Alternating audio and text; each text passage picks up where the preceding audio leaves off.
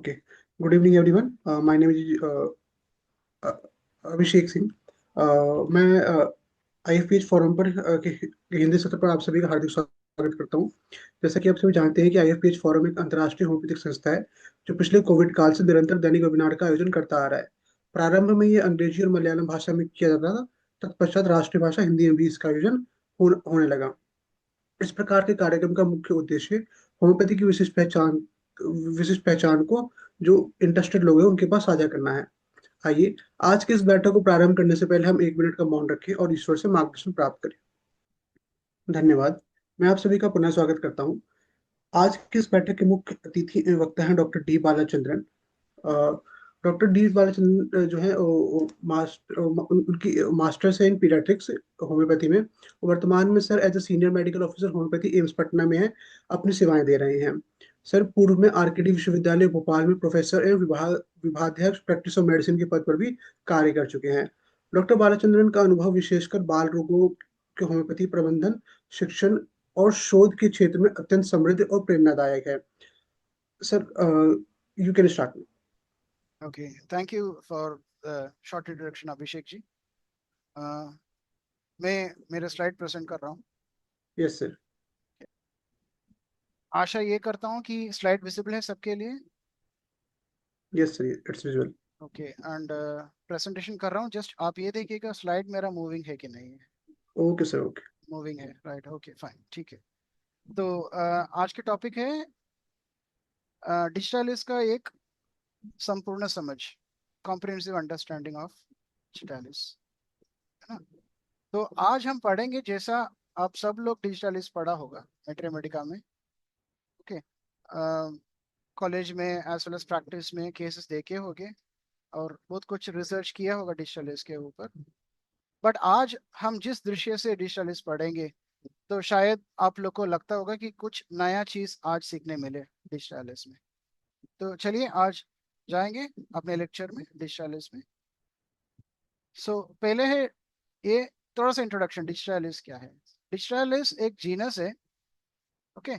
तो उसमें बहुत ज़्यादा स्पीशीज है। तो जिस टॉपिक के ऊपर आज हम बनाएंगे वो डिजिटालिस पिरपिरा के ऊपर है। डिजिटालिस पिरपिरा एक toxic species of flowering plant, पौधे में जाता है वो, उसमें टॉक्सिक प्रॉपर्टीज है, वो पॉइजनस है और वो बिलोंग करता है कौन से फैमिली में, प्लांटेजिनेसिए फैमिली। पहले वो स्क्रोफिलरेसिए में थे, अभी वो शिफ्ट हो गया स्क्रोफिलरेसिए से लेकर प्लांटेजिनेसिए में। आप आपके सारे मैथमेटिका किताब जितना भी है आपके पास, बोरिक हो, नहीं तो आपका एलन्स की नोट्स हो या एलन्स एनसाइक्लोपीडिया हो, कोई भी किताब में देखेंगे तो डिजिटालिस पेरपिरा में ये दिया है कि it belongs to the family of, वो कौन सा फैमिली में बिलोंग करते हैं, स्क्रोफिलरेसिए फैमिली में। ये मैथमेटिका का किताब पुराने जमाने में लिखा है। अभी आजकल वर्तमान में अगर देखा जाएगा तो डिजिटालिस पेरपिरा अपने जगह स्क्रोफिलरेसिए फैमिली से वो अभी चला गया कहाँ पे, प्लांटेजिनेसिए फैमिली में। स्क्लोफिलरेसिया फैमिली में पहले डिजिटालिस पेरपिरा इसलिए था ताकि पुराने जमाने में क्लासिफिकेशंस ऐसे होता है कि पौधा कैसे दिखता है, उसकी जो फ्लावर्स फूल कैसे दिखता है आम इंसान के नजरिया में, आंखों के सामने, उसी के हिसाब से उनको एक क्लासिफिकेशन क्राइटेरिया में कॉमनैलिटीज के बेसिस में उन्होंने क्लासिफाई कर दिया।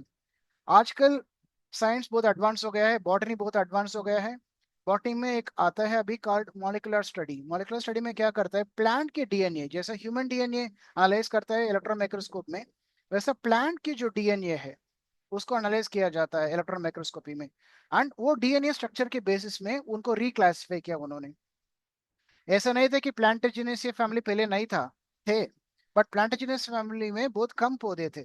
स्क्लोफिलरेसिया फैमिली में बहुत ज्यादा पौधे थे पहले जमाने में। तो उसी में डिजिटल पेरपिरा भी बिलोंग करता था। अभी वर्तमान में जब डीएनए एनालिसिस किया है प्लांट्स को, तो उन्होंने रिक्लासिफाई किया है। बहुत ज्यादा जो पौधे हैं जो स्क्लोफिलरेसिया फैमिली में थे, उसी को लेकर उन्होंने प्लांटेजिनेसिया फैमिली में इंक्लूड कर दिया। कॉमन एग्जांपल अगर देखेंगे तो स्क्रोफिलरेसिया फैमिली में डिजिटालिस बिलोंग करता था, अभी उसको लेकर प्लांटेजिनेसिया फैमिली में डाल दिया। प्लांटेजिनेसिया फैमिली में कौन बिलोंग करते हैं, प्लांटागो मेजर। आप ये ड्रग देखा होगा, पढ़ा होगा, प्लांटागो मेजर, वो प्लांटेजिनेसिया फैमिली में बिलोंग करता था। और उसके बाद एक ड्रग है वेरबैस्कम टैप्सिस, जो मुलियन ऑयल, जो कान में दर्द होने की वजह से जो डालते हैं मुलियन ऑयल, जो जिससे बनता है वेरबैस्कम टैप्सिस, ये सब प्लांटाजिनेसी फैमिली में बिलोंग करता था। तो उसी फैमिली के अंदर डिजिटालिस को क्लासिफाई कर दिया अभी। तो डिजिटालिस परप्यूरा कहने का मतलब है कि अभी स्क्रोफुलेरेसिया फैमिली के अंदर नहीं है, वो चला गया अभी प्लांटाजिनेसी फैमिली के अंदर। तो ये मैं आपको कंफर्म करना चाह रहा हूँ कि Digitalis purpurea is no longer classified under Scrophulariaceae, it has been shifted to Plantaginaceae, right. और ये कहाँ रहता है, ये प्लांट्स कहाँ मिलता है? ये नेटिव है कहाँ पे? यूरोपियन कंट्रीज में, टेम्परेट यूरोपियन कंट्रीज में बहुत ज्यादा ये पौधे दिखता है। और ये नॉर्थ अमेरिकन कंट्रीज में भी कई पार्ट्स में दिख जाता है, जहाँ पे टेम्परेट क्लाइमेट रहता है। और ये डिस्टिलस परप्यूरा से बहुत ज्यादा दवाई बनता है, और उसमें जो एक्टिव इंग्रेडिएंट्स है वो एक है डिजिटॉक्सिन और डिजॉक्सिन, ये दोनों डिस्टिलस फैमिली से ही मिलता है। ठीक है, थोड़ा बहुत अभी एक पौधे के बारे में हम पढ़ेंगे। डिजिटालिस परप्यूरा एक हेर्बेशियस बाइनियल और शॉर्ट लिव्ड पेरिनियल प्लांट है। हेर्बेशियस मतलब क्या है? छोटे पौधे में आता है, ठीक है। श्रब्स मतलब बड़ा ट्री जैसा, वो पेड़ जैसा नहीं बनता है, पौधे जैसा ही रहेगा। थोड़ा बहुत उसको श्रब्स मतलब जड़ी बूटियों की कैटेगरी में आ सकता है। शॉर्ट लिव्ड है मतलब उसके जो लाइफ साइकिल है बहुत शॉर्ट है, मतलब जल्दी पैदा हो जाता है, जल्दी ग्रोथ हो जाता है और जल्दी डेथ भी हो जाता है, इसलिए उसको शॉर्ट लिव्ड पेरिनियल प्लांट कहते हैं। ठीक है, और ये जब जमीन से उगने लगेंगे, ठीक है, तभी वो दिखेंगे ऐसे टाइट रोसेट ऑफ लीव्स, जैसा मैंने अब एक फोटो दिया, आप देख लीजिएगा आपके राइट साइड में, कि टाइट रोसेट ऑफ लीव्स ऐसा ही, मतलब एक छोटा सा पौधे जैसा जहाँ पे बहुत ज्यादा लीव्स आपको दिखता है, एकदम टाइट, मतलब लूज लूज लीव्स नहीं रहता है, एकदम टाइट कॉम्पैक्ट लीव्स जैसा दिख जाता है। ठीक है, तो ये पहले साल में, ये जब ये पैदा हो जाता, जब जमीन से, तभी जब उग जाता है तभी ऐसा दिखता है। उसके बाद उसमें फूल आने लगेंगे, और अगले साल में 2 साल इसका लाइफ पीरियड रहता है। पहले साल में पौधा आ जाता है बाहर, उग जाता है, जिसमें खाली लीव्स रहता है, टाइट रोसेट ऑफ लीव्स। उसके बाद उसमें से आपको फूल दिखने लगेंगे, और फूल एकदम जल्दी से जल्दी आने लगेंगे। एंड फूल जैसा आएंगे तो उसके बाद वो दूसरे साल में उसका मृत्यु हो जाता है, या वो मतलब सूख जाता है। तो ऐसे उनके लाइफ हिस्ट्री है। ओके, अगर आप ये उसके लीव्स पत्ते देखेंगे तो पत्ते स्पाइरली अरेंज्ड है, बहुत सिंपल है। और उसके जो लेंथ है वो 10 से लेकर 35 सेंटीमीटर तक उसके लंबाई हो सकता है, और 5 से लेकर 12 सेंटीमीटर उसका चौड़ाई रहता है। ये नापी है वो हर एक लीव्स का, एकदम फिक्स नहीं है बट रेंज के अंदर वो मिला जुला रहता है। ठीक है, एंड ये पत्ते को आप अगर आपके हाथ से छू के देखेंगे तो आपको इसमें से छोटे छोटे छोटे छोटे बाल जैसा, ग्रे वाइट, सफेद या ग्रे कलर के छोटे छोटे प्यूबेसेंट हेयर्स, ग्लैंडुलर हेयर्स जैसा आपको वेलवेटी अपीयरेंस जैसा महसूस होता है ये पत्ते के ऊपर। उसको जब आप छू के देखेंगे तो आपको लगता है कि थोड़ा उल्ली टेक्सचर जैसा आपके हाथों में आपको महसूस किया जाता है। ठीक है, एंड ये पर्टिकुलर प्लांट जो डिजिटलिस परप्यूरा है वो इतना ज्यादा बीज तैयार करता है, ताकि ये जैसा एक प्लांट का मृत्यु हो जाता है तुरंत नया नया प्लांट्स उसके अगल बगल में आने लगता है, उतना ज्यादा बीज वो तैयार करता है मरने के पहले।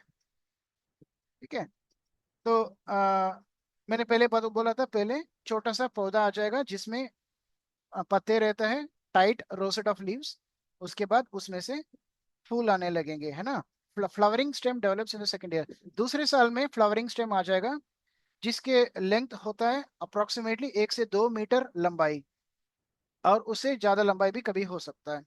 ठीक है, एंड उसके जो फूल जब आएंगे तो फूल देखने में इतना खूबसूरत सुंदर दिखता है, एंड एक क्लस्टर्स में रहता है, अलग अलग फूल नहीं मिलता है।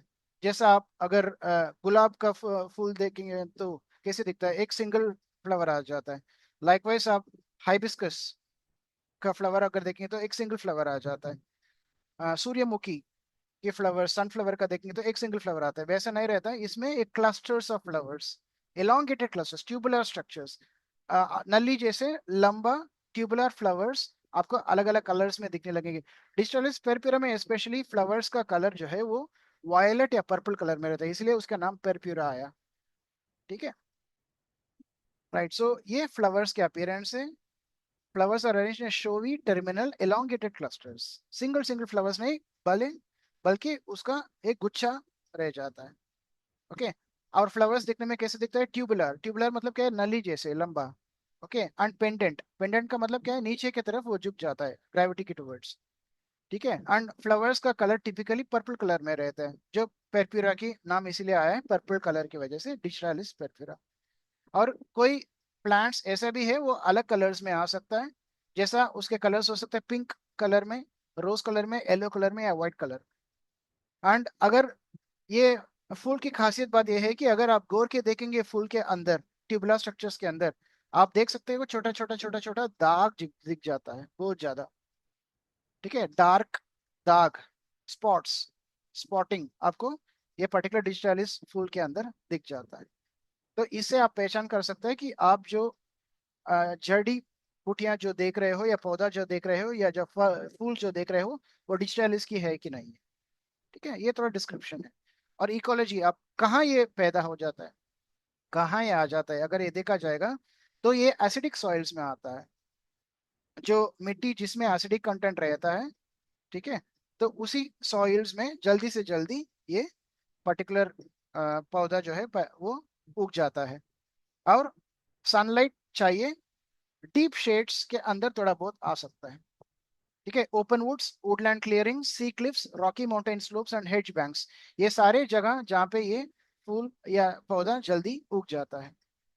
ठीक है, तो इसके कैरेक्टर अगर देखेंगे तो दिस प्लांट इज यूरिट्रोपिक प्लांट। यूरिट्रोपिक का मतलब है कि जहाँ पे जमीन कुछ, अगर जमीन में कुछ काम हुआ या जमीन का नाश हुआ, जैसा अ, फसल के बाद क्या करता है जब सूख जाता है पूरा, जो आपका जो फसल है उसको क्या करेंगे, उसको जलाएंगे ना, या नहीं तो फॉरेस्ट फायर, कभी जंगल में आग लग गया, पूरा प्लांट्स या जो वेजिटेशन है वो सब अगर आग से पूरा राख हो गया, जिस जमीन में वो राख बन गया उसी जमीन से ये उग जाता है डिस्ट्रेलिस।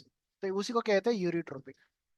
तो जहां पे ग्राउंड या अर्थ डिस्टर्ब्ड है, ठीक है, जैसा वुडलैंड्स कोई क्लियर कर दिया, वेजिटेशंस कोई आग लगने की वजह से, जंगल से आग लगने की वजह से, या आपके खेती में आपका फसल कटने के बाद पूरा ये जो आपका जो घास फूस है वो सब सूखने के बाद उसको जब हम जलाएंगे तो जो जमीन डिस्टर्ब रहेगा उसी जमीन से ये डिजिटालिस का पौधा उग जाता है, तो इसलिए उसको यूरिट्रोपिक कहते हैं। ओके, तो ये जिस जमीन में ये आपको दिख जाता है जहां पे ये एरिया क्लियर फिलिंग या कंस्ट्रक्शन प्रोजेक्ट्स, या जमीन का जो डिस्टरबेंस हुआ है आग की वजह से या खुदाई की वजह से, उस जगह पे ये जल्दी उग जाता है, इसलिए उसको यूरिट्रोपिक कहता है। और उसी जगह पे ये ज्यादा दिख जाता। ठीक है, एंड इसी जगह पे ये ज्यादा बीज तैयार होने की वजह से जल्दी से जल्दी नया नया जो पौधा है वो जर्मिनेट हो जाता है, जहाँ उग जाता है। ओके, एंड जिस जमीन में ह्यूमस रिच सॉइल है, ठीक है, उस जमीन में थोड़ा जल्दी इसको आने का चांसेस है। ठीक है, उसको बहुत कम मिट्टी चाहिए, ज्यादा मिट्टी रहने मतलब जरूरत नहीं है उसको आने के लिए। छोटा सा मिट्टी अगर रहेगा उसमें ह्यूमस रिच है और वो यूरिट्रोपिक एरिया है, उस जगह पे ये जल्दी से उग जाता है। और अगर डिस्ट्रीब्यूशन पूरा दुनिया में कहाँ कहाँ पे है अगर देखेंगे तो ये कॉमनली वेस्टर्न यूरोपियन कंट्रीज में, नॉर्थ अफ्रीकन कंट्रीज में दिख जाता है। वेस्टर्न यूरोपियन कंट्रीज में Belgium, check check Republic, France, Germany, Ireland, Norway, Portugal, Spain, Sweden और यूनाइटेड किंगडम, इस जगह पे जल्दी ये मिल जाता है या दिख जाता है। और नॉर्थ अफ्रीका में ये मोराको में दिख जाता है। और ये आइलैंड्स, दो आइलैंड्स में दिख जाता है, कॉर्सिसा एंड सार्डिनिया, ये दोनों आइलैंड्स में आप ये डिजिटालिस परप्यूरा का जो पौधे को आसान से देख सकते हैं और मिलते भी। राइट, एटिमोलॉजी, डिजिटालिस परप्यूरा का नाम कैसे आया था ये आपको समझना चाहिए, उसको एटिमोलॉजी कहते हैं। मैंने ऑलरेडी आपको बताया था, परप्यूरा का नाम इसीलिए आया, जो जीनस है वो डिजिटालिस के फैमिली है, एंड जो स्पीशीज है वो परप्यूरिया है। परप्यूरिया का नाम इसीलिए आया, मैंने बताया था आपको, जो फ्लावर्स है वो आपको पर्पल कलर्स में दिख जाता है और उसके अंदर छोटा छोटा दाग डार्क पर्पल कलर में दिख जाता है, इसलिए उसके नाम आया परप्यूरा। अभी नाम है जीनस का डिजिटालिस। डिजिटालिस का नाम कैसे आया था, कौन दिया था? लियोनहार्ड फ्यूक्स, एक जर्मन फिजिशियन थे 16th सेंचुरी के, एंड एक बोटनिस्ट भी थे। उन्होंने ये नाम कंपाइल किया डिजिटालिस। और डिजिटालिस का नाम कहाँ से लिया उन्होंने? लैटिन वर्ड से। लैटिन वर्ड क्या था? डिजिटस। डिजिटस का मतलब क्या है? जैसे हम अनाटमी में पढ़ते हैं डिजिट्स पढ़ते हैं ना, डिजिट्स का मतलब क्या है? हमारे जो उंगलियां हैं उसको डिजिट्स कहते हैं। ठीक है। तो ये प्लांट्स का जो फ्लावर्स है वो आपके उंगली जैसा ट्यूबुलर लॉन्ग फ्लावर्स जैसा दिखता है, इसलिए उसका नाम डिजिटालिस, जो डिजिटस से डिराइव हुआ है। एंड जर्मन्स ये प्लांट को कहते हैं फिंगरनट। फिंगरनट का मतलब है कि थिम्बल। इंग्लिश में थिम्बल का मतलब क्या है? छोटा सा मेटल या प्लास्टिक ऑब्जेक्ट्स जो उंगली के एंड में पहना जाता है, ताकि आप जब सिलाई करेंगे आपकी सुई नहीं चुभना चाहिए आपके उंगली में, तो उसी के लिए पहना जाता है, प्रोटेक्शन के लिए। उसको थिम्बल कहते हैं। जैसे मैंने इधर नीचे दिया है देखिए, ये थिम्बल्स है। ओके। ये उंगली में पहना जाता है, जब आप सिलाई करेंगे तो आपको सुई चुभना नहीं चाहिए, उसके लिए प्रोटेक्शन के लिए आप जो पहनते हैं उसको थिम्बल कहते हैं। तो ये प्लांट्स का जो जो पौधे का जो फ्लावर्स है वो भी ऐसा ही दिखता है। मतलब आ, बाहर से ब्रॉड है और जैसा अंदर जाएगा वो नैरो होते जा रहा है। जैसा ये थिम्बल है, ब्रॉड है और धीरे धीरे आगे चल के वो नैरो होते जा रहा है। तो लाइकवाइज फ्लावर्स ट्यूबुलर स्ट्रक्चर जैसा ये थिम्बल जैसा दिखता है, इसलिए उसके नाम आया डिजिटालिस। ओके। जो थिम्बल जैसा दिख जाता है। राइट। एंड नाम कौन दिया? लियोनहार्ड फ्यूक्स, जो 16th century German physician botanist थे। राइट। अभी इसका कॉमन नेम क्या है? आपके टेक्स्ट में दिया है मेट्रेमेटिकास में, उसके कॉमन नेम है फॉक्स ग्लोव। ठीक है। उसके लिए दो कारण है। एक एक्सप्लेनेशन ऐसा दिया जाता है कि फॉक्स ग्लो जिस नाम से आया था, ओल्ड इंग्लिश नेम जिस जो कहता है फॉक्सेस ग्लोफा। ठीक है। तो इसके कहानी ऐसे जाता है, जो लोमड़ी है, फॉक्स को हिंदी में लोमड़ी कहते हैं शायद ना, ये लोमड़ी जो है वो बहुत कनिंग एनिमल है ना, मतलब ज्यादा कनिंग है उसके, और इनके जो मूवमेंट्स एंड प्रेडेशन है वो एकदम साइलेंट है। तो लोमड़ी क्या करता है? छुप छुप के जाता है और घर पे जो घरेलू पालतू जानवरों या जो पक्षियों को वो रात में जाके खा जाता है, जैसा शीप्स अगर कुछ हो, ठीक है, या बकरी कुछ है, खसी कुछ है, जहाँ पे ये पालतू जानवर जैसा पाला जाता है, उस जगह पे ये रात में छुप छुप के जाता है और ये जानवरों या मुर्गी या नहीं तो बतख जैसा जो पक्षियों को जो पालते हैं घर पे उसको खा जाता है, प्रेडेशन करता है। इसलिए लोग क्या करते हैं, जहाँ पे ये पालतू जानवरों को पालन किया जाता है उस जगह पे वो लोग एक कुत्ते को पाल के रखता है। रात में अगर ये लोमड़ी आने लगेंगे तो ये कुत्ता पहचानता है एंड कुत्ता भौंकने लगता है, जिससे मालिक को समझ आता है कि कुछ लोमड़ी आया ये जानवरों को खाने के लिए। ठीक है। तो कहानी ऐसा बोला जाता है कि लोमड़ी रात में जब ये सब पालतू जानवरों को खाने के लिए, शिकार करने के लिए आता है, तभी ये डिजिटालिस का जो फ्लावर्स है, जो फूल है, उसको मोजे जैसा उसके पाँव में पहन के जाता है ताकि आवाज ना आए। ठीक है। तो इसके नाम से आया फॉक्स ग्लोव्स। ग्लोव्स का मतलब क्या है कि मोजे हो, पैर में पहनेंगे तो मोजे है, हाथ में पहनेंगे तो दर्शात है। ठीक है। तो ये सब हाथ में, या उनके तो हाथ नहीं है, पैर में, चारों पैर में मोजे जैसा ये पर्टिकुलर डिजिटालिस फ्लावर को पहना के वो आ जाते हैं ताकि आवाज किसी को ना सुने, इसलिए वो चुप चुप के आके शिकार करके जाता है। तो इस कहानी से नाम आया फॉक्स ग्लोव। एंड लोग को बुरा भी नहीं कह सकता, ताकि ये डिजिटालिस फ्लावर्स जो है, प्लांट्स जो है, पौधे जो है, वो जहाँ पे लोमड़ी और रहता है उसके घर, उसके आसपास ही ये पैदा हो जाता है। तो इसलिए लोग ये समझ जाता है कि उस पौधे को लेकर वो अपने पैरों में मोजे जैसा पहन के आके शिकार करने के लिए आते हैं, ताकि लोगों को उसका पाँव का आवाज ना सुने। तो आपको अभी मीनिंग समझ में आ गई कि फॉक्स ग्लो का नाम कहाँ से आए। ठीक है, राइट। एंड दूसरा एक्सप्लेनेशन है कि फॉक्स ग्लो का नाम आया था foxglove. Foxglove, fox का मतलब क्या है? अगर आप अंग्रेजी में देखेंगे तो फोक्स का मतलब है फेरीज, परियां। ठीक है, परी को, छोटे छोटे परी को जो कहते हैं फोक्स। ठीक है, तो कहानी ऐसा है कि ये जो फेरीज है, मतलब परियों जो है, ये परियां अपने सिर में ऐसे कैप जैसा ये डिजिटालिस फ्लावर्स को पहना जाता है, नहीं तो हाथ में ग्लव्स जैसा ये पर्टिकुलर डिजिटालिस फ्लावर्स को पहनते हैं काम करने के लिए। जो एल्व्स है, गॉब्लिन्स है, एंड ये परियां है, वो ये पर्टिकुलर डिजिटालिस फ्लावर को लेकर पहनता है, ऐसे कपड़े जैसे, ऐसे टोपी जैसे, नहीं तो हाथ में ग्लव्स जैसे। इसीलिए उसका नाम आया था फोक्स ग्लो। फोक्स ग्लो से फॉक्स ग्लो बन गया बाद में। एंड कैसे माने कि ये परियों के काम की वजह से ही ये पर्टिकुलर फ्लावर्स का नाम फोक्स ग्लो आया। आप आप देखिए डिजिटलिस फ्लावर के अंदर आपको छोटा छोटा ये दाग जो दिखता है ना, लोग कहते हैं कि ये छोटे छोटे दाग जो है वो परियों का हाथ या पैर का निशान है। जो लोग आए ये पर्टिकुलर फ्लावर को या ये फूल को लेने के लिए, जब ये फूल के अंदर चला गया उसको लेने के लिए, उसके हाथ और पैर का जो निशान है आप देख सकते हो डिजिटालिस में। तो वो लोग ऐसे कहानी बताते हैं कि ये डिजिटालिस जो फूल है उसके अंदर ये छोटे छोटे दाग है, वो दाग किसकी वजह से आया? ये परियों आके अंदर उसके हाथ और पैर लगाया, इसकी वजह से वो निशान आया। एंड आपके जो बगीचा है उसमें ये डिजिटलिस का प्लांट्स अगर आप प्लांट किया जाएगा तो you are inviting the fairies to enter your garden.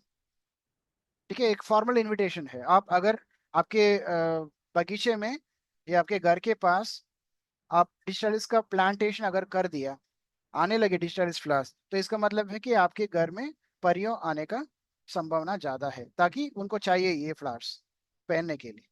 ठीक है, ऐसा कहानी माना जाता है। ठीक है, सो अभी आपको पता चला कि फॉक्स ग्लो का नाम कैसे आया, दो कारण से। एक, फॉक्स का जो ग्लोव्स है, मतलब परियों का जो मतलब ये पर्टिकुलर फ्लावर्स को ऐसे ग्लोव्स जैसा पहनने का आदत, वो। एंड दूसरा, फॉक्स जो लोमड़ी उसके चारों पैर में ये मोजे जैसा पहन के छुप छुप के जाके शिकार करते, इसलिए ये दोनों आया।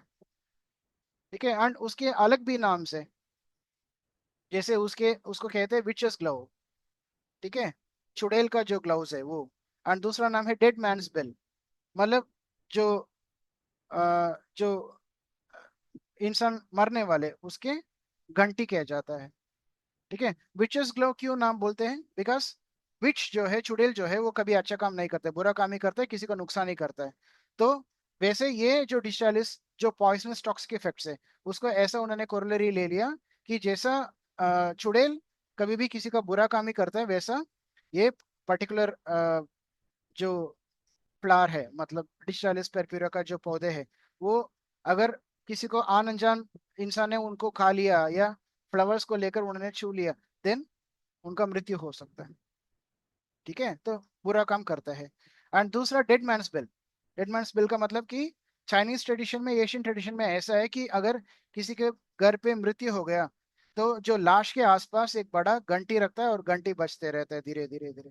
तो इसका मतलब है कि उसका मृत्यु हो गया, एंड ये बेल ये इंडिकेशन है कि सब लोग को पहचानने के लिए कि इनका मृत्यु हो गया, और सब लोग आके शामिल हो जाइए, अपने लास्ट रेस्पेक्ट दे दीजिएगा डेड बॉडी को।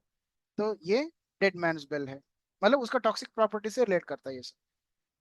ठीक है, और पुराने कहानी में मैंने ऑलरेडी आपको दो कहानी तो बता दिया, और एक कहानी भी बताना चाहूंगा कि डिजिटलिस का जो यूज है सबसे पुराना अगर आप देखा जाएगा तो पिडानियस डायस्कोरोइड्स को पहले पता था।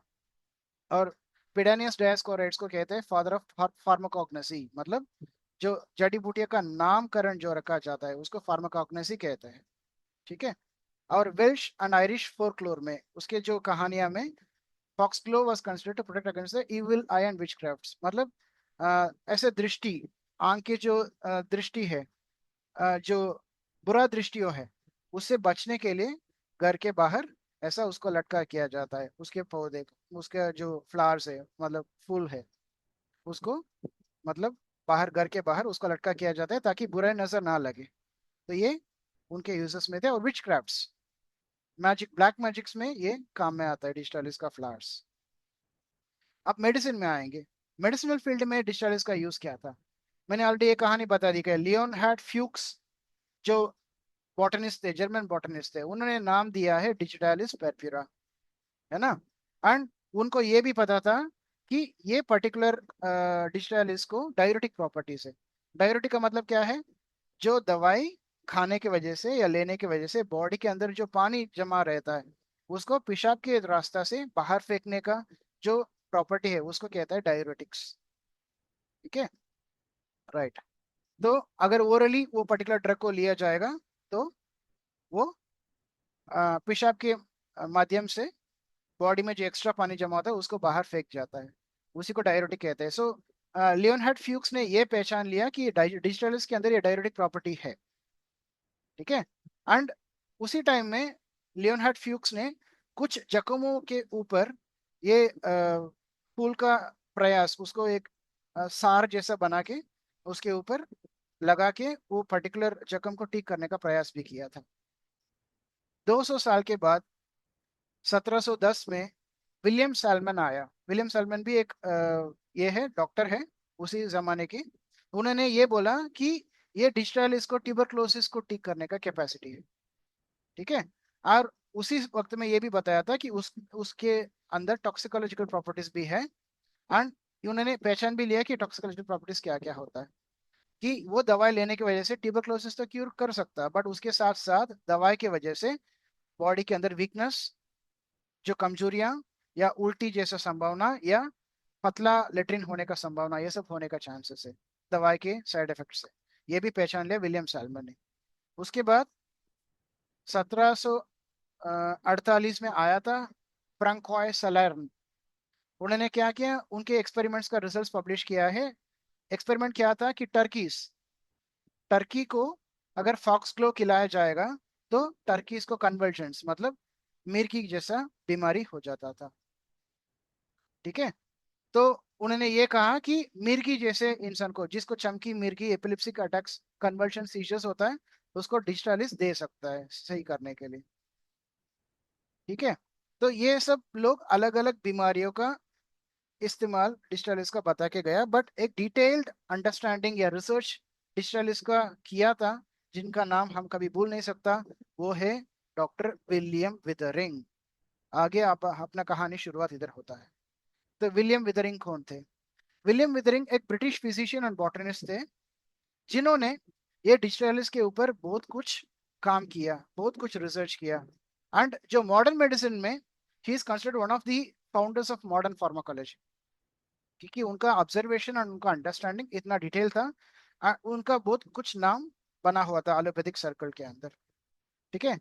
एंड उन्होंने ये कहा था कि डिजिटालिस ड्रॉपसी को ट्रीट करने के लिए मदद करता है। ड्रॉपसी एक पुराना टेक्नोलॉजी है, आज के वर्तमान लैंग्वेज में हम कहते हैं मेडिकल में उसको कंजेस्टिव कार्डियक फेलियर या CHF, कंजेस्टिव हार्ट फेलियर। ठीक है। तो ये मॉडर्न फार्माकोलॉजी का एक फाउंडर या जनक कहा जाता है, ताकि उसको गौर से चीजों को लेकर उसको एक कंक्लूजन या थियरी बनने के वो मेहर थे। ठीक है। एंड उन्होंने डिजिटालिस का टॉक्सिसिटी भी पहचान लिया तभी। तो विलियम विदरिंग कहाँ पे पैदा हुआ? श्रॉपशायर, इंग्लैंड में। कब? मार्च 1741 में। ठीक है। उनके फैमिली एक अच्छे वेल एजुकेटेड फैमिली थे, और उनके फैमिली में बहुत ज्यादा डॉक्टर्स एंड एपोथिकरीज मतलब फार्मासिस्ट थे। ठीक है। एंड ये मेडिसिन पढ़ाया कहाँ पे? यूनिवर्सिटी ऑफ एडिनबर्ग से। एंड शादी के बाद वो बिर्मिंगहैम में शिफ्ट हो गया, जहाँ इंग्लैंड में है। एंड बिर्मिंगहैम में भी ये प्रैक्टिस किया जब तक उनका मृत्यु था तब तक। एंड ये उनके जमाने के लोगों के ऊपर अच्छा नाम बना रखा था, और अच्छा अभिमान भी लोगों के सामने थे। तो कौन कौन थे उसी के जमाने के अच्छे अच्छे लोग? देखिए, जनर, एडवर्ड जनर, फादर ऑफ वैक्सीनेशन। हेबर्डन, जो हेबर्डन नोट्स कहा था इसमें आपके रोमाटोलॉजी में, तो वो थे। हंटर, जो हम कहते हैं कि सिफिलिस का जो हंटेरियन छानकर इन्होंने डिस्कवर किया था, सिफिलिस के ऊपर इसका बहुत कुछ अच्छा ये था, डिस्कवरी था। तो हंटर। लेवोसियर, लेवोसियर कौन थे? Lavoisier is the founder of oxygen. ठीक है। Carolus Linnaeus, father of taxonomy, ये सब विलियम विदरिंग के टाइम में लोग थे, उनके सराउंडिंग सर्कल में ही थे। तो ये लोग एक हाई एस्टीम कंसिडर करते थे विलियम विदरिंग को। तो विलियम विदरिंग का कंट्रीब्यूशन इतना ज्यादा था, और इसका लगाव, विलियम विदरिंग का जो प्रैक्टिस के साथ मरीजों को ठीक करने से इतना लगाव था, इनको ट्यूबरक्लोसिस हुआ 1783 में, बट इन्होंने 1799 तक प्रैक्टिस किया, जब तक उनका मृत्यु हुआ तब तक। बीमारी इनको कभी रुका नहीं है मरीज को सेवा करने में। एंड ये जब इनका मृत्यु हुआ था, तभी लोग इनको एक निक नेम दिया, the flower of English physicians. English physician में ये एक फूल थे। ठीक है। तो विलियम विदरिंग को बॉटनी के अंदर एक बहुत अच्छा तरह इंटरेस्ट थे। एंड ये जब कंट्री साइड, मतलब इनके जो घर है श्रॉपशायर, जब वो जाते थे, तो उन्होंने सबसे पहले मुलाकात हुआ डिस्ट्रेलिस के साथ, फॉक्स ग्लोव के साथ। ठीक है। तो पुराने जमाने में जो लोग हैं जो फॉक्स ग्लोव को ऐसे फोक रेमेडी यूज करते थे, तो इनको जानकारी या इनको जो नॉलेज है कहाँ से मिला था? मदर हटन से मिला था। मदर हटन एक श्रॉपशायर हेर्बलिस्ट थे। हेर्बलिस्ट का मतलब क्या है? जो जड़ी बूटियां से लेकर छोटे छोटे जो मतलब दवाई खाना खोल के रखा है, प्रॉपरली क्वालिफाइड नहीं है, बट जो आप कह सकते हैं झोला छाप हो या कोई भी हो, छोटे छोटे जो जड़ी बूटियां को लेकर इंसान का बीमारियों को ठीक करने का प्रयास जो करता है, वो उनको हेर्बलिस्ट कहते हैं। मदर हटन उसी में एक हेर्बलिस्ट थे। एंड उनके वजह से इनको थोड़ा बहुत नॉलेज ये पर्टिकुलर डिजिटलिस्ट को मिला था। तो इन्होंने अपने किताब में मेंशन ये किया कि 1775 में विलियम विथरिंग का एक ओपिनियन लोग मांग रहे थे जो इनके रिश्तेदार में थे। तो उनके रिश्तेदार में किसी को ड्रॉपसी हो गया, मतलब कंजेस्टिव हार्ट फेलियर हो गया। एंड वो मदर हटन के पास जाके दवाई लेकर, उसका जो मिक्सचर है, जूस है, वो लेकर पी रहे थे, एंड वो ठीक भी हो गया था। और लोग इनसे ये पूछ रहे थे कि उसमें से क्या ऐसा दवाई है जो वर्तमान टाइम में, उनके टाइम में जो भी डॉक्टर्स है, जो कार्डियोलॉजिस्ट है, जो फिजिशियन है, जो ये बीमारी को नहीं ठीक कर पाया, ये पर्टिकुलर मदर हटन ने क्या दवाई ऐसा खिलाया जो मेरा मतलब हार्ट प्रॉब्लम जो है वो ठीक हो गया। और उनको ये जानकारी भी वो लोग दिए थे कि वो दवाई खाने की वजह से उनको उल्टी जैसा होता था, मन मिचलापन जैसा लगता था, उल्टी होता था, और साथ में पतला लेटरिन भी होता था। ठीक है। एंड दवाई लेने की वजह से पेशाब भी ज्यादा जा रहा था। तो ये विलियम विदरिंग ने ये बताया कि उस पर्टिकुलर जूस में 20 के ज्यादा जड़ी बूटियां हैं, बट मैं कंफर्म ये कह सकता हूँ कि उसमें से सबसे ज्यादा जो महत्व जो जड़ी बूटियां हैं, उसमें एक है डिजिटालिस। क्योंकि डिजिटालिस को ये कैपेसिटी है, डिजिटालिस खाने की वजह से ड्रॉप्सी ठीक होता है, और डिजिटालिस खाने की वजह से ये डायूरेटिक प्रॉपर्टीज भी आ जाता है इंसान को, जैसा उल्टी होना, पतला लेटरिन होना, मन मिचलाना, ये सब उसके प्रॉपर्टी से, साइड इफेक्ट से। तो इसलिए मैं ये कंफर्म कह सकता हूँ कि उस 20 जड़ी बूटियां में सबसे महत्व जो जड़ी बूटियां है वो डिजिटालिस। ठीक है। तो एक 10 साल तक उन्होंने पूरा ये डिजिटलिस्ट के ऊपर इन्वेस्टिगेशन किया, रिसर्च किया। एंड उन्होंने 146 केस स्टडीज उन्होंने किया है। एंड उसके बाद ये पर्टिकुलर ड्रग का प्रॉपर डोसेज, प्रॉपर एफिशिएंसी क्या है, इन्होंने एस्टेब्लिश किया। ठीक है। 1785, ठीक है, 1785 में इन्होंने ये ये किया है। एक किताब उन्होंने लिखा है, वो किताब के नाम है an account of the foxglove and some of its medicinal uses, जिसमें इन्होंने ये डिक्लेयर किया कि उन्होंने उनका रिसर्च किया था, इन्वेस्टिगेशन किया था, किस डोसेज में देना है और क्या क्या इंडिकेशन है, टॉक्सिक इफेक्ट्स क्या है, ये सब उन्होंने बता दिया था। ये किताब इतना रेवोल्यूशनाइज किया इसीलिए कि उस जमाने में कंजेस्टिव कार्डियक फेलियर या ड्रॉपसी का कोई इलाज नहीं। कोई मरीज को अगर ड्रॉपसी हो गया तो he is left for granted, उनका मृत्यु का दिन गिनना पड़ता, ताकि उसका इलाज कुछ है ही नहीं। एंड इन्होंने ये डिजिटलिस्ट का रिसर्च करने की वजह से बहुत ज्यादा लोग जो ड्रॉपसी या कंजेस्टिव कार्डियक फेलियर से जो पीड़ित थे, उसका इलाज मिलना पड़ा ये दवाई से। ठीक है। और ये किताब जो लिखा है 1785 में, ये सबसे पहले जो लिटरेचर है जो ये मॉडर्न मेडिसिन में साइंटिफिक ट्रीटिस कंसिडर किया जाता है। ठीक है। और इसमें हार्ट फेलियर, साथ में अनसर का प्लूरल एफ्यूजन, ब्रेथलेसनेस, ये अगर साथ में अगर एक सिंड्रोम रहे तो उसमें बहुत अच्छा तरह ये दवाई फायदा करता है, ये लिखा है। ठीक है। उस जमाने में एट्रियल फिब्रिलेशन ऐसे एक बीमारी कंसिडर नहीं किया जाता था। 1935 में पहले डिस्कवर हुआ कि एट्रियल फिब्रिलेशन ऐसे एक बीमारी रह जाता है। ठीक है। बट उन्होंने विलियम विदरिंग में उनके जो मतलब जो डिस्कवरीज में ये भी बताया कि एट्रियल फिब्रिलेशन का जैसा लक्षण मरीज में अगर मिला जाता है, साथ में हार्ट फेलियर भी है, उस मरीज को भी ये पर्टिकुलर डिस्चार्जिस दे सकता है। ठीक है। उन्होंने ये दिया, if the pulse is feeble और इंटरमिटिंग, पल्स अगर फीबल है और इंटरमिटेंट है, मतलब कंटिन्यूस नहीं है, बीच में रुक जाता है फिर आ जाता है, बीच में रुक जाता है फिर आ जाता है, ऐसा कंडीशन में है, और उनके चेहरे या काउंटेनेंस पेल है, लिप्स लिविड है, लिविड का मतलब साइनोसिस जैसा है, और त्वचा कोल्ड है, मतलब ऑलमोस्ट नियरिंग डेथ, पेट फूला हुआ है जहाँ पे पानी जमा है, और पानी अनसर का मतलब एसिडिस जो है आप महसूस कर सकता है, पानी इधर उधर मूव हो रहा है, एंड पैर में पूरा सूजन पकड़ा हुआ है। ठीक है। पिटिंग पिडल एडिमा है। ठीक है। तो इस कंडीशन में अगर कोई मरीज आएंगे तो उस मरीज में डिस्टालिस अच्छा फायदा देता है।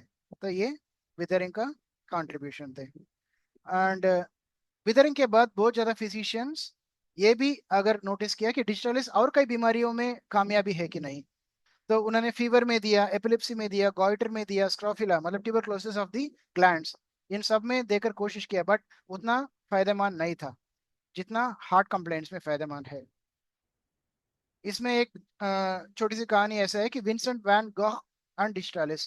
विंसेंट वैन ऑग एक मॉडर्न आर्ट का एक चित्रकार था, मतलब पेंटर थे, डच पेंटर थे।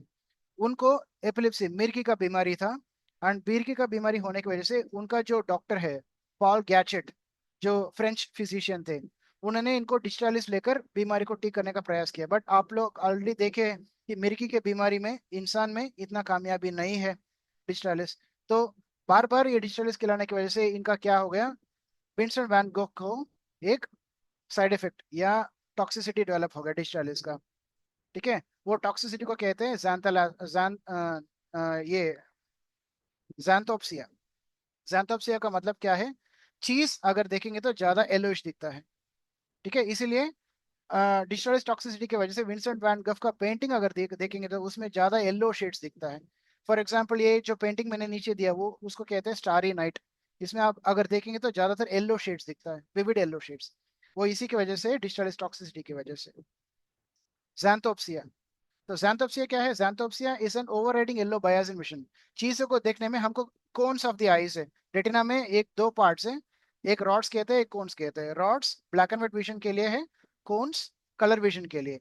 और कोन्स में भी तीन डिफरेंट टाइप से है, आपको रेड ग्रीन एंड ब्लू, ये तीन कलर का है। ठीक है, पिगमेंट्स। तो जैंथोप्सिया में क्या होता है कि इंसान देखने में ज्यादातर चीजों जो दरअसल में येलो नहीं है बट ज्यादा येलो दिखने लगेंगे।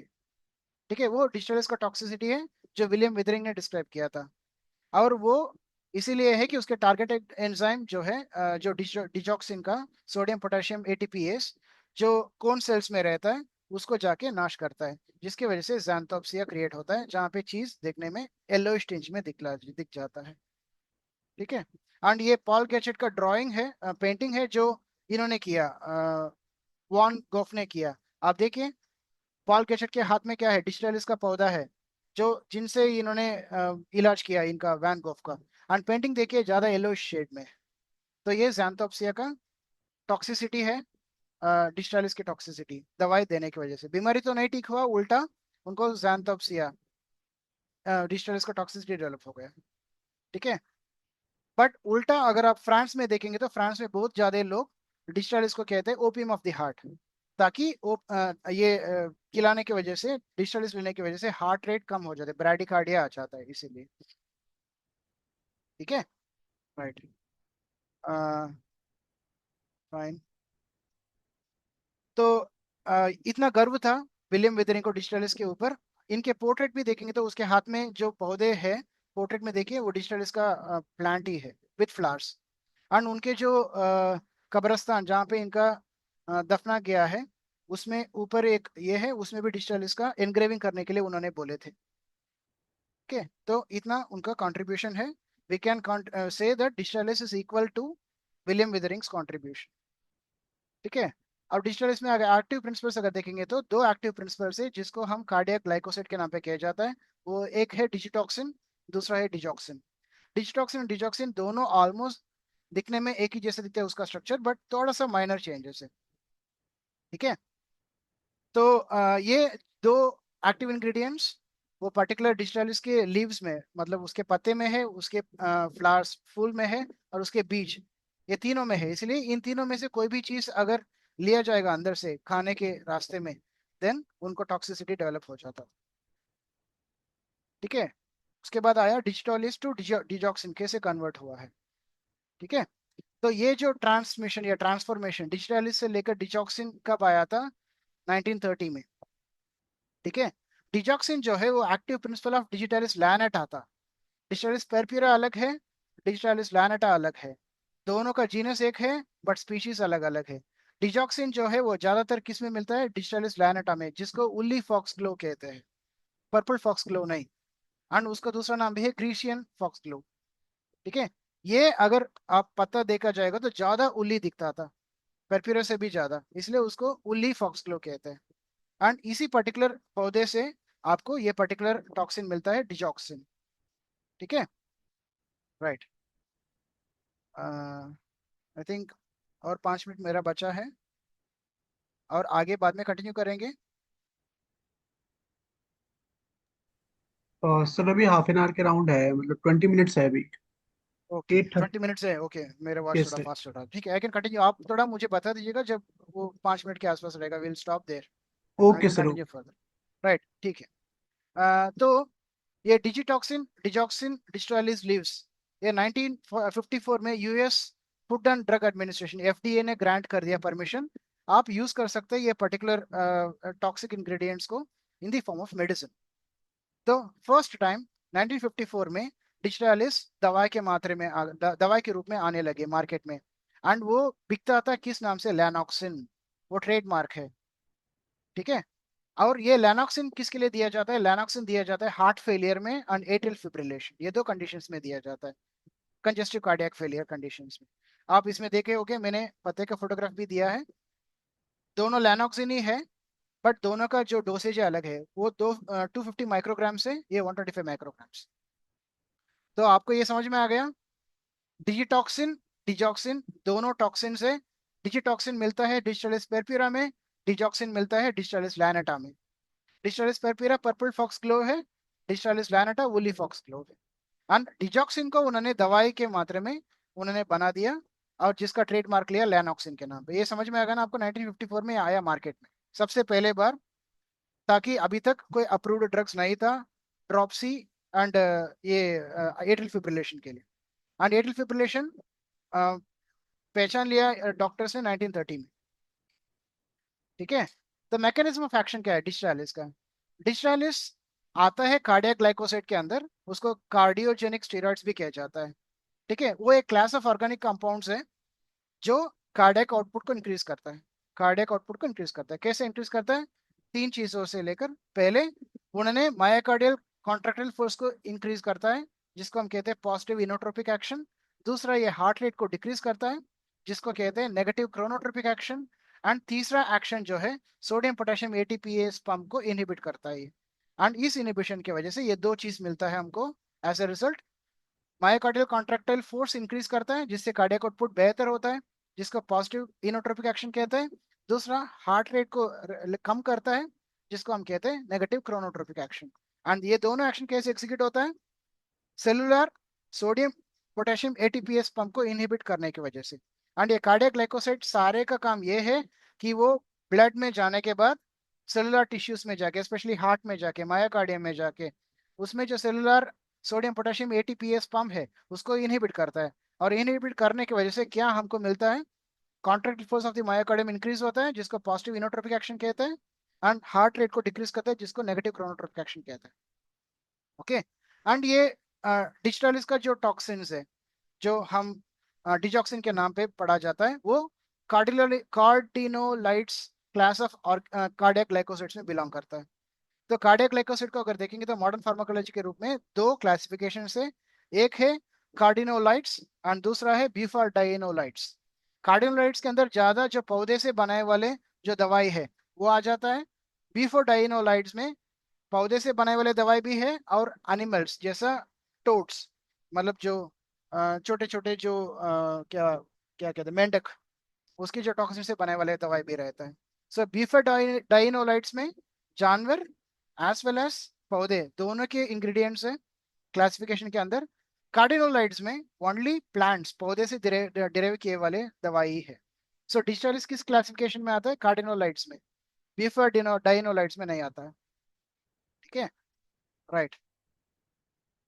तो ये डिजॉक्सिन जो लैनॉक्सिन के नाम पे मार्केट में बिकता है, उसको तीन एक्शन है। पहले एक्शन है पॉजिटिव इनोट्रोपिक एक्शन, उसका मतलब है मायोकार्डियल फोर्स ऑफ कॉन्ट्रैक्शन को इंप्रूव करना। दूसरा है negative chronotropic action, that means heart rate को रिड्यूस करना। दूसरा है एंटी अरिथमिक और नेगेटिव ड्रोमोट्रोपिक एक्शन।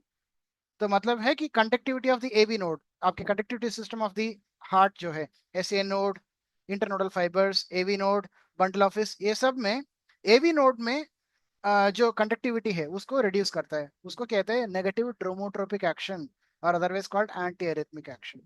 इन तीनों के अलावा और एक एक्शन है जो है inhibit the release of renin. Renin एक हार्मोन है, ठीक है, जो काम करता है आपके ब्लड प्रेशर मेंटेनेंस के लिए। ठीक है, तो सेंट्रल मैकेनिज्म क्या है? जैसा मैंने बताया था ऑलरेडी, कार्डियक ग्लाइकोसाइड का मेन सेंटर ऑफ एक्शन जो है वो है inhibition of sarcolemmal sodium potassium ATPase pump. ये कौन डिस्कवर किया था? शार्ट्समैन। कौन से साल में? 1953 में डिस्कवर किया था। ठीक है, तो पहले एक एक एक्शन देखेंगे हम। डिजॉक्सिन्स पॉजिटिव इनोट्रोपिक एक्शन, तो मतलब मायोकार्डियल फोर्स ऑफ कंट्रैक्शन कैसे इंक्रीज करता है। ठीक है, डिजिटॉक्सिन मतलब लेनॉक्सिन दवाई अगर आपने ले लिया, या डिजिटालिस का दवाई मतलब जो जिसमें डिजॉक्सिन है वो अगर आपने ले लिया अंदर से, तो क्या करेंगे? उसके अंदर जो एक्टिव प्रिंसिपल्स है वो जाके हार्ट में जाएंगे, मायोकार्डियम में जाएंगे, सोडियम पोटेशियम एटीपीएस पंप को या सोडियम पोटेशियम एटीपीएस एंजाइम को वो ब्लॉक करता है। और जिसकी वजह से क्या होगा?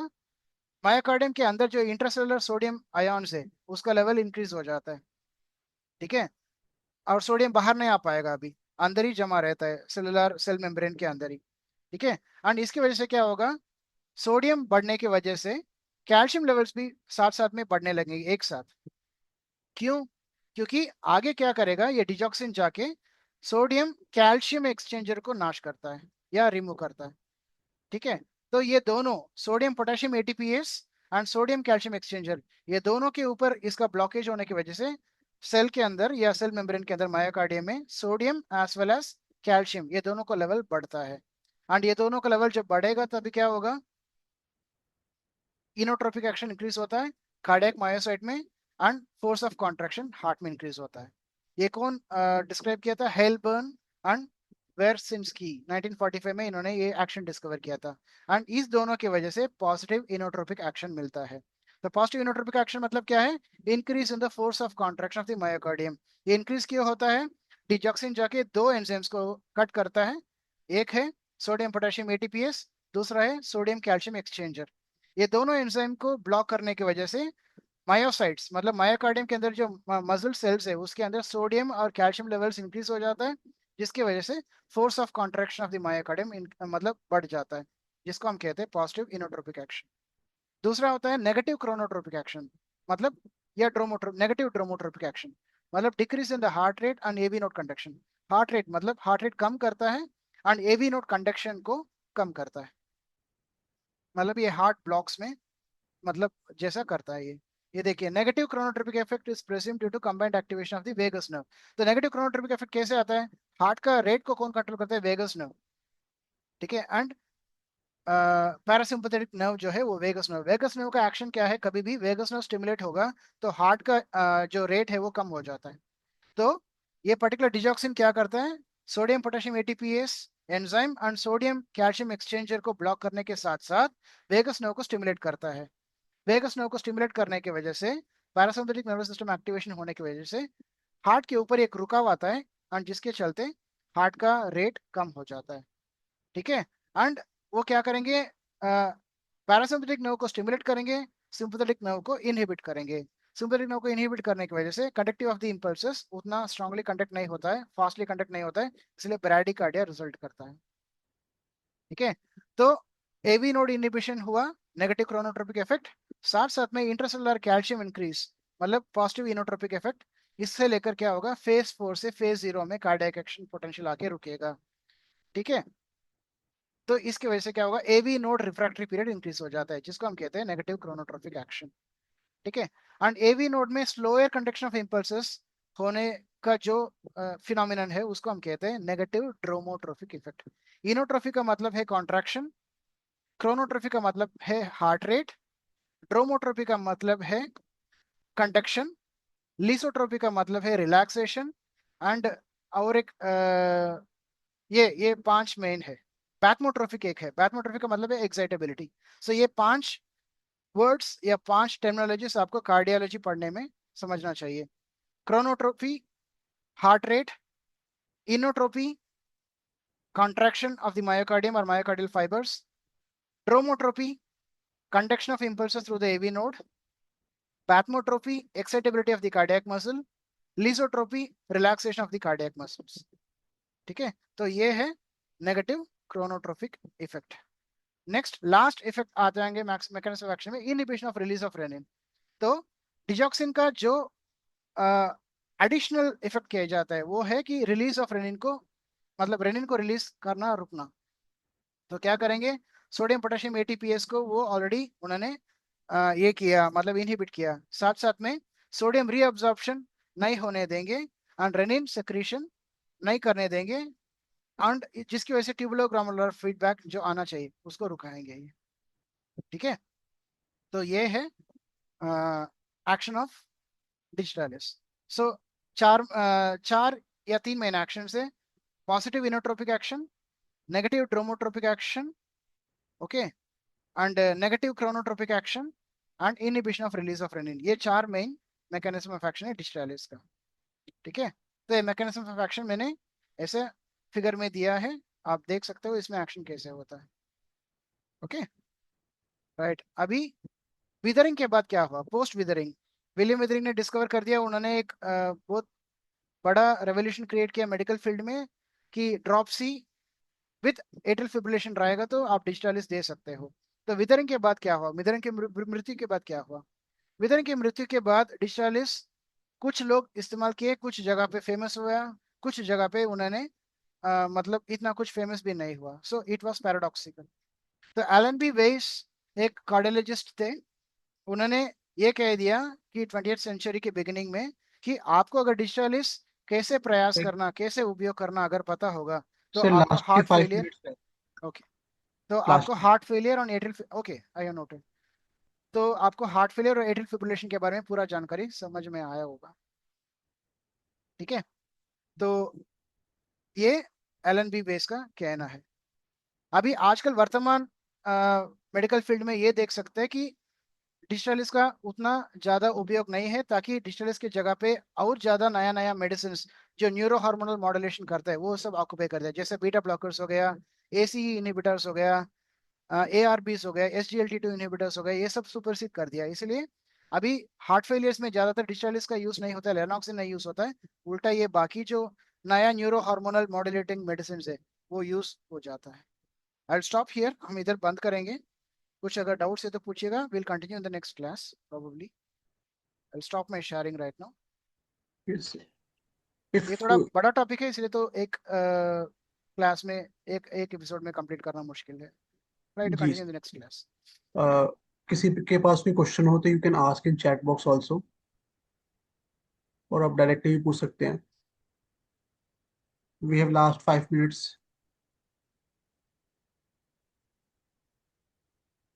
उम्मीद ये है कि कुछ आज नया सीखने को मिले होगे, ताकि ये सब अपने मेट्रोमेडिका टेक्स्ट बुक्स में नहीं मिलेगा। ये थोड़ा हाँ सा डीप रिसर्च और स्टडी करना होगा, तभी मैं इतना कुछ मैं क्यों कह रहा हूँ, ताकि आप होम्योपैथी आसान से समझ आए। अभी ये सब आप अगर आपके माइंड में एकदम परफेक्ट हो गया ना, तो आप मेट्रोमेडिका पढ़ेंगे तो आसान से समझ में आएगा ये क्यों हुआ, प्रूविंग कैसे हुआ है। एंड ये भी आप नोटिस कीजिएगा कि डिजिटालिस का जो यूज है, जो विलियम विदरिंग ने यूज किया, that was homeopathic. He was an allopathic doctor and he used digitalis in the homeopathic aspect. उन्होंने हार्ट फेलियर पेशेंट को पहचान लिया और दवाई का टॉक्सिसिटी हार्ट फेलियर जैसा सिम्टम्स प्रोड्यूस करता है, और उसी को लेकर उनको ठीक करने का प्रयास किया। वो है होम्योपैथिक लॉ। ऑर्गन में पढ़े हो गया आप लोग, एलोपैथी का कोई पर्टिकुलर लॉ नहीं रहता है। वो एंटीपैथी का प्रिंसिपल्स कभी उपयोग करता है, कभी होम्योपैथी का प्रिंसिपल्स उपयोग करता है। ये एक एग्जाम्पल है होम्योपैथिक प्रिंसिपल्स को उपयोग करना एलोपैथी में। एक एडिशनल नॉलेज मैंने दिया आपको। Yes sir. And right. किसी को कोई डाउट्स या कुछ कहना है, can put in chat box और else you can unmute yourself and speak. I hope कोई क्वेश्चन है नहीं अभी चैट बॉक्स में। कहानी खत्म नहीं है, आगे कंटिन्यू होगा। I am not completed. Sir आपको कुछ add? Okay sir okay. Someone has raised hands. Okay, you can unmute yourself sir, doctor Ram Parameshwar. Thank you Abhishek ji, and congratulation doctor Balachandran ji. शानदार, बहुत अच्छा आपने पूरा डिस्टेलिस का पूरा हिस्ट्री बताया। इतना तो हम डीएचएमएस में नहीं पढ़े थे, सर एक क्वेश्चन लेकिन है चैट बहुत बॉक्स में। बढ़िया। हाँ, is physiological action is similar to dynamic बहुत वन? बहुत नो नो धन्यवाद। No no, physiological action is not similar to dynamic one. Dynamic has a more wide range of action that I will teach you when I am teaching about the homeopathic use of digitalis. Physiological action is only the toxicological action, remember. Dynamic action is something different. When you dynamize digitalis, it has more wide range of action, sphere of action. It is not same. I think I hope I cleared the doubt of, I think, Bibu yes sir Prasad doctor. Panda ji. Yes. Right.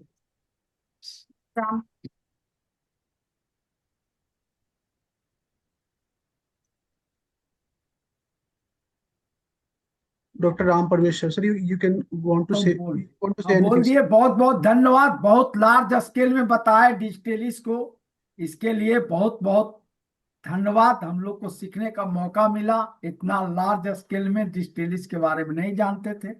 हम लोग dynamic action जानते हैं homeopathic में, physiological action नहीं जानते थे। और botanical जो नाम, डिफरेंट टाइप्स ऑफ नाम, डिफरेंट टाइप ऑफ जो है डॉक्टर एंड रिसर्चर जो आए बताए, बहुत बहुत धन्यवाद, थैंक यू। सर एक डाउट Thank है you. कि अगर किसी को फिजियोलॉजिकल एक्शन पढ़ना है, जिस तरीके से आपने टॉपिक कवर किया, काफी डीपली कवर किया, तो if someone like me, I am second year student, हम सब मिले भी हैं पटना में, अगर आपको याद हो तो, Yeah. हेयर ट्रांसमिशन की जब वो हमारा सेमिनार हुआ था एंड मेरा पोस्टर प्रेजेंटेशन था, I got first prize in that बीट फैब में। तो सर मुझे ये डाउट Yes. था कि अगर किसी को पढ़ना हो तो कैसे, मतलब ये deeply physiological actions and all, वो कहाँ से किस तरीके से? फिजियोलॉजिकल एक्शंस के लिए आप मॉडर्न फार्माकोलॉजी का किताब पढ़ सकते हैं, जहाँ पे वो लोग डायनेमिक एक्शन को मतलब पढ़ते नहीं, फिजियोलॉजिकल एक्शन को ही पढ़ता है। You can use any modern pharmacological books. And अगर एक फिजियोलॉजिकल मेट्रीमेटिका है डॉक्टर बर्ड का, इफ यू कैन हाँ able to sir. Read that, you can understand better. And one more book is from Richard Hughes, pharmacodynamics, pharmacodynamics by doctor Richard Hughes. Okay sir. Cyclopedia of pathogenesy. ये दोनों किताब से आपको मिलेगा। Okay sir. Cyclopedia of Drug Pathogenesis by Richard Hughes and this thing, uh, pharmacodynamics. Pharmacodynamics. Yeah, उन हाँ दोनों में से, because Richard Hughes have never trusted on the dynamic aspect of any homeopathic medicine. He only uses tinctures and lower triturations, not more than that. I have read his book, मेरे को तो थोड़ा बहुत आइडिया लगा है मुझे एक दो मेडिसिन हाँ, का, तो हाँ वो काफी ज्यादा डीप में जाके मतलब मेडिसिन के एक्शंस के बारे में बात कर रहे होते हैं, कहाँ से yeah, उन्होंने निकाला, कैसे yeah, निकाला yeah. है। And आप proving पढ़ेंगे तो you can understand better about the physiological actions. If you read the provings of any drug, okay जैसा सर। मेट्रीमेडिका प्यूरा पढ़ेंगे तो ये सब मिल जाएगा, बट ओके स्कैटर्ड मिलेगा। You have to compile everything, क्योंकि प्रूविंग में सिम्टम्स जैसा आएगा उस ऑर्डर में दिया है, सीक्वेंशियल ऑर्डर नहीं रहेगा। तो प्यूरा भी पढ़ेंगे तो आपको काफी नॉलेज मिलेगा। मैथमेटिक्स का किताब तो है, सब फिजियोलॉजिकल एक्शन के ऊपर ही है, most of the books. Okay sir. Okay, thank you sir, now it's thank you. Time और अप। डॉक्टर बालाचंद्रन जी, आप बहुत फेमस हो गए पटना बिहार में। बहुत अच्छा, अच्छा, आपका पेशेंट जो है सुपौल से भी दो तीन पेशेंट आपका बता रहा था और आया मेरे क्लिनिक में। बहुत बढ़िया, आप ही से दिखाता है थैंक यू सर, बहुत, थैंक यू। हाँ। तो Thank क्या you. होगा, कांटेक्ट नंबर अपना चार्ट बॉक्स में दे दीजिए, बहुत अच्छा रहेगा। Thank you. Thank you, sir. Thank you. Thank you, sir. Thank you so Thank much, sir, for this wonderful session. Thank Now, you, Hindi team. I would like to welcome Dr. Anjali ma'am for the next session.